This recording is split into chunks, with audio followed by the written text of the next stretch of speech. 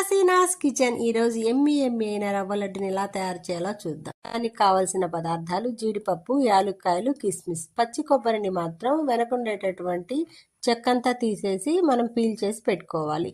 చక్కెర ఒకటికి ఒకటి వేయాలండి, సరి సమానంగా వేయాలి.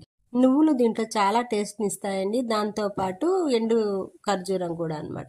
నెయ్యి 1 కప్పు తీసుకున్నాము. ఇది అంతా చేయడానికి 1 కప్ అయితే సరిపోతుంది. చక్కగా వీటిని డ్రై ఫ్రూట్స్ని చక్కగా వేపుకోవాలండి.